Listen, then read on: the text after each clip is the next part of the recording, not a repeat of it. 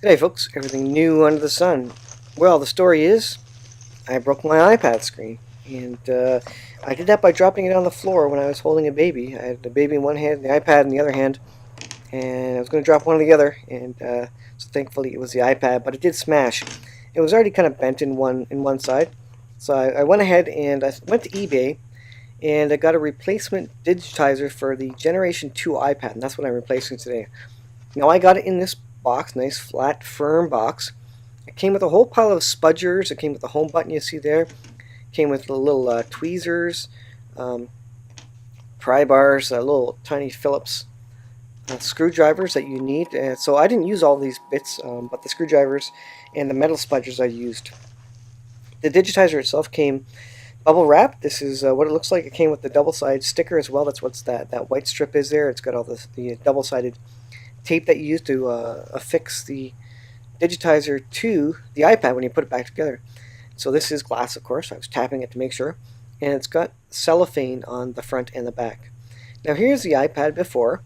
When I take it out and put it up to the screen, you can see the lines. So that's the corner that's bashed, and that's where it all took off from.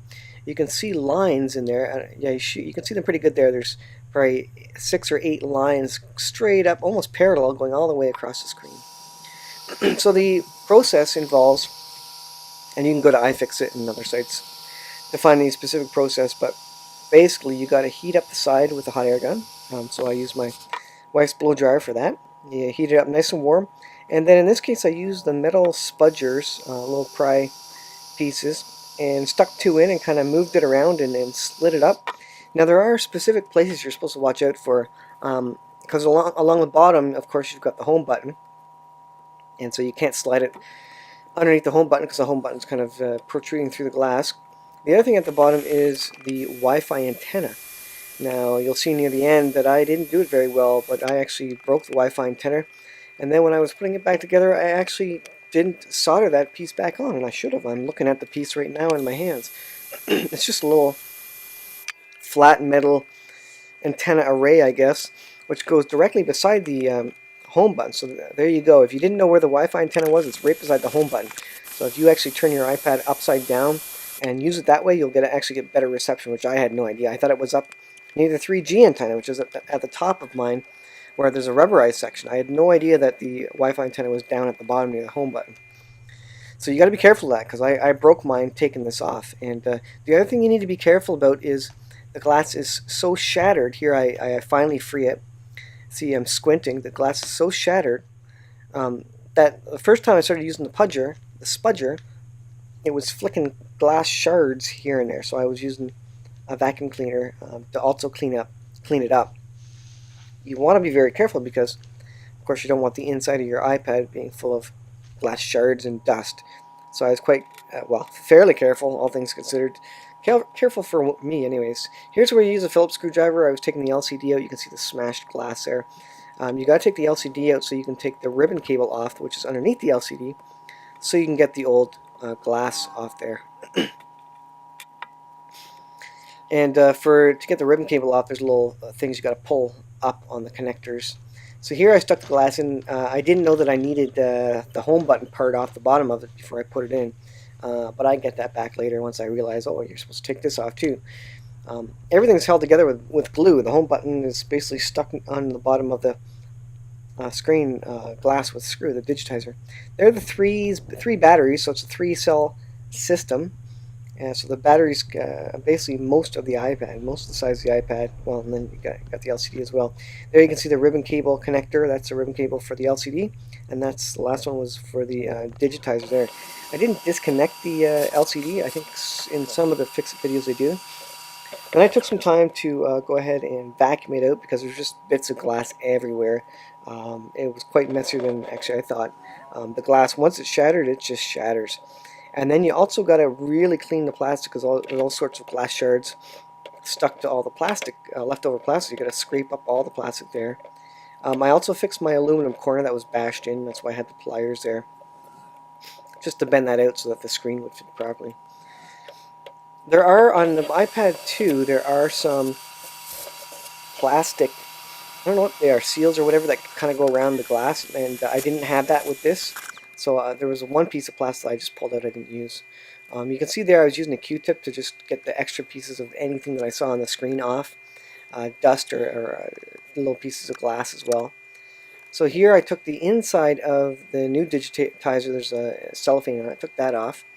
That's where I was actually, I figured I had to get the home button off, so I'm getting the home button off there and stuck back on. I did get the home button working again. That was good, but it's right around here where I was realizing, oh, I wonder what this broken wire is for, and I don't know why I was silly or in a rush, it was late or whatever.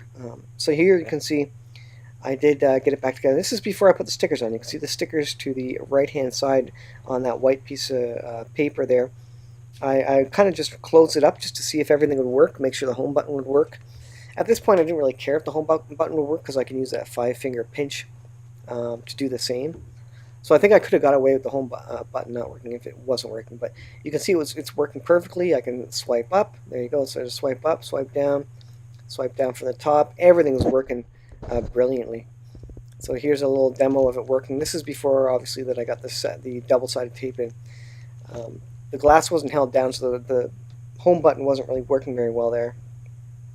I got this Digitizer off eBay. I forget if I said, but it was $20. So it was the whole kit, came with the tools and everything. And here I was just trying the sound, the audio, make sure the audio worked. Thankfully, the speaker isn't anything connected to the screen, so I didn't wreck the speaker. All I wrecked was the Wi-Fi performance. So now I get probably half of the Wi-Fi distance as I did before. Then that was a silly mistake, but all things considered, the rest of it went as good as I could have hoped. It works brilliantly. You can see Paul Begley there, and everything works. Digitizer works perfectly, nice and snappy, especially after I did a whole restore of it. So here I go taking the double-sided tape off. I opened it back up and made sure to that there was nothing on the LCD screen itself. So you put the double-sided tape down and then you peel the backing off it to get the second side sticky. So here you go. It took a little bit of doing to get that plastic off, but eventually got it off. And so far it's worked really well. The tape is actually very well. I'm a little frustrated that I broke the Wi-Fi and I wasn't really thinking about it. But I was pretty late. It was pretty late at that point and I was pretty tired. This, honestly, was one of the most tedious repairs that I've actually ever done. And I've baked MacBook motherboards and such, but this was tedious. I paid $1,000 for this brand new, this iPad 2 when it first came out. And yeah, I paid good money for it. There's the cellophane coming off. Nice, crisp, shiny. And you can see that it works, and I'll show it. I'll do the demonstration of it working. I was just pressing it down to seat all that tape there. And then later on, I'll put it right back into my case so I don't... What happened was that when it broke the first time, it had a corner of it was outside of the case, so the case wasn't protecting it. So there, I'm entering my password, checking the Digitizer. Home button works there. I think I have a better view of this where I actually go and test it. But anyways, when I broke it, a corner of it wasn't in the case, and I think that's why it broke in the first place. So I made sure to put it in the case properly the second time. Here I'm testing the camera, make sure that the camera is not blurry or something. Yeah, it looks as good as it ever did. So I didn't get any dust or anything there. Pretty happy with it. Took a picture, took a video. I tested the sound. Everything's working. Home button works. Everything looks good. Like I say, I'm very impressed with the kit. The only issue was user mistake. I didn't follow the iFixit instructions and pay attention to that Wi-Fi wire. And on top of that, I knew it was broken, and I didn't know what it was for, so I just left it there and I closed it up without it. I don't know what I was thinking. Oh, this can't be used for anything. But obviously, in such a small device, everything's used for something. And the Wi-Fi was working at this point because I'm basically right beside the Wi-Fi access point. You can see how well the digitizers are working, nice and quick and snappy to the touch. It's like a brand new iPad almost. Anyways, I just hope that helps the next person. Be careful with that Wi-Fi wire. I broke mine. I don't know if I can fix it now without putting a new screen on. But thanks for watching. We'll leave it there. See you guys in the next video.